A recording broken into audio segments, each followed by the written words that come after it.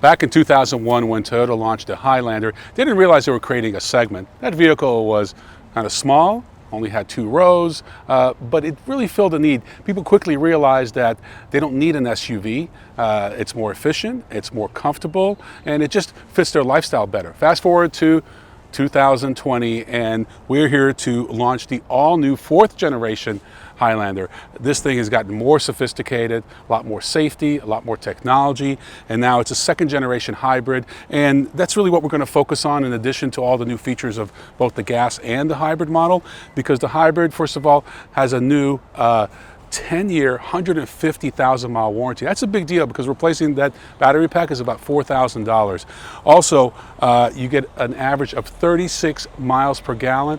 All that's only going to be a premium of $1,400 over the gasoline model. So we're very excited where they're going with this. For the outgoing model, they sold about 11% of Highlanders were hybrids. They're expecting 20% for this new generation, and that number may even go up.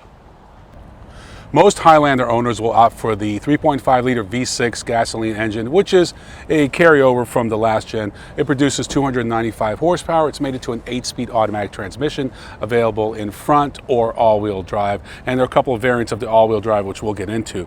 But I want to talk about this hybrid motor. The outgoing model was a 3.5 liter V6 hybrid.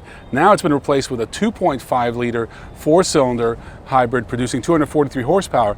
So what they've done is increased the fuel economy, and the net horsepower is still the same, but they've dropped 1 liter of displacement. That's very exciting news, combined with that additional warranty of the battery. The hybrid is also available in front or all-wheel drive. Both the gasoline and hybrid have 3,500 pounds of towing capacity.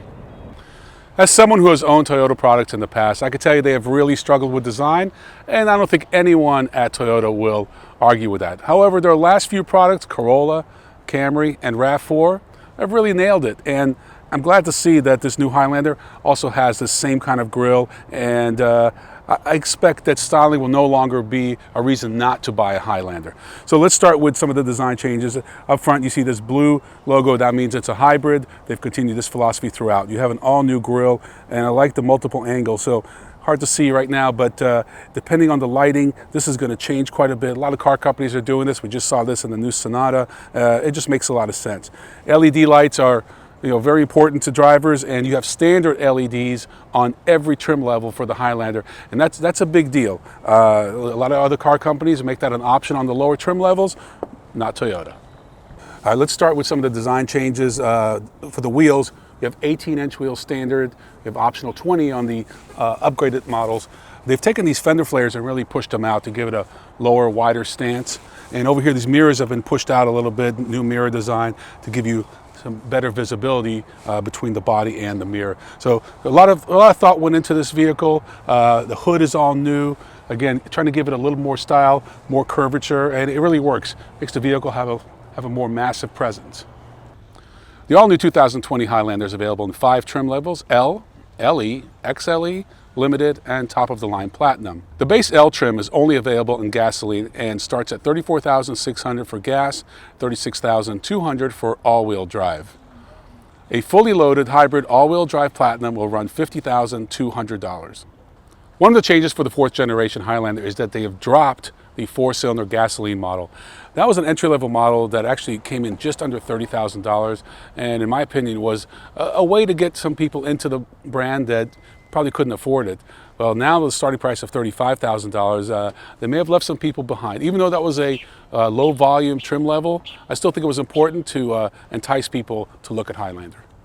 So exceptional seat quality in the Highlander, very comfortable. Been on a couple of long stretches this morning, and I like the adjustability, I like the comfort, the firmness.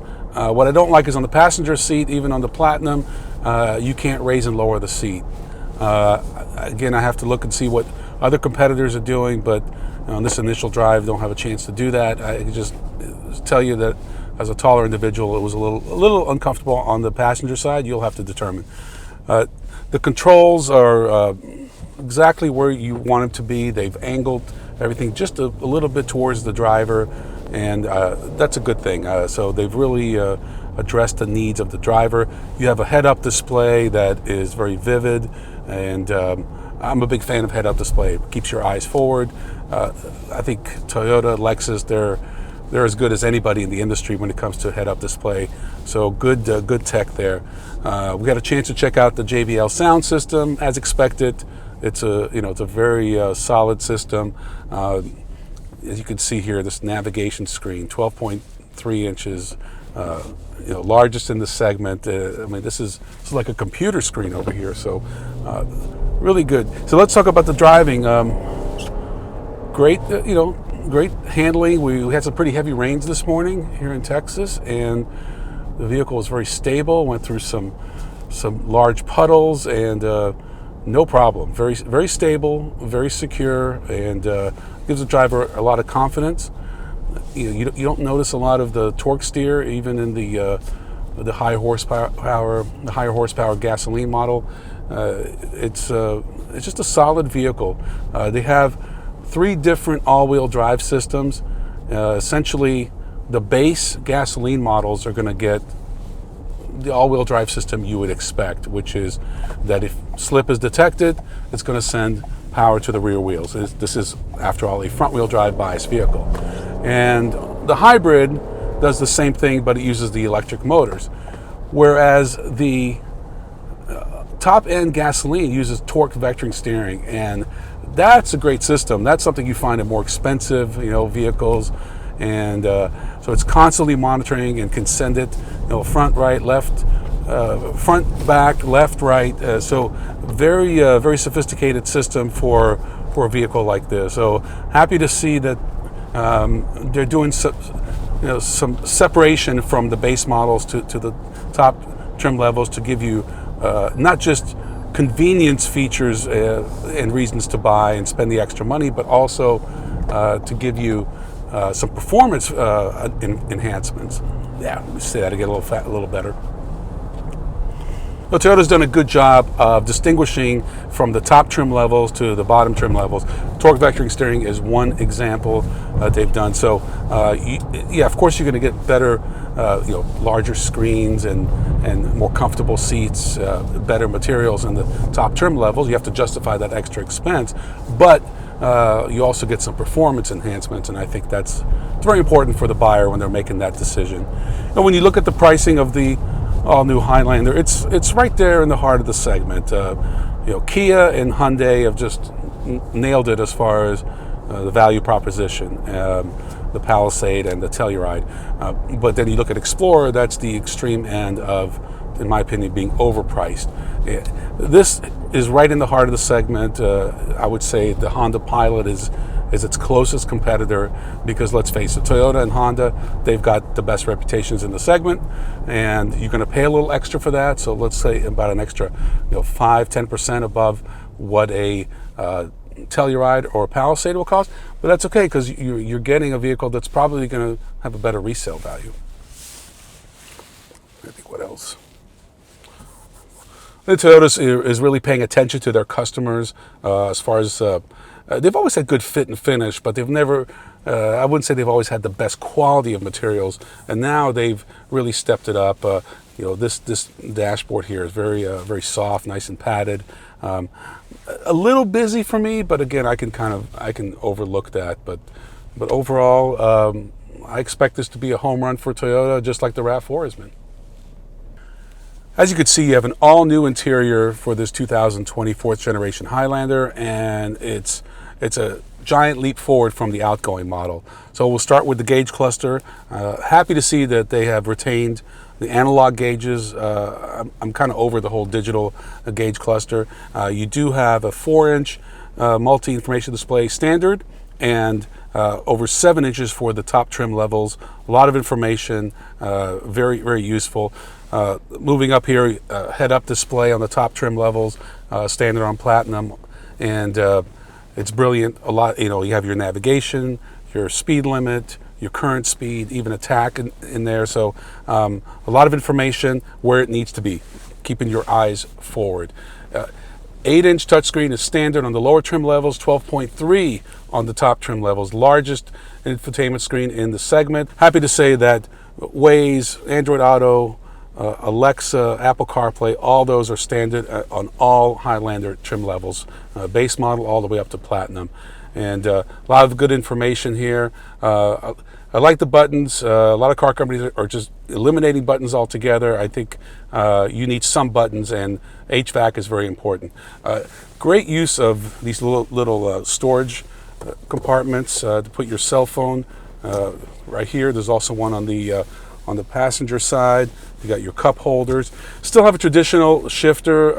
I think when you look at the segment, a lot are going to shift by wire for extra space and for technology reasons. I do like a traditional shifter, but I also think it takes up a lot of space in a family vehicle like this. So you have your key wireless charger, which is great, as you can see. However, if I want to access the storage compartment here, I have to lift up so my phone will go flying.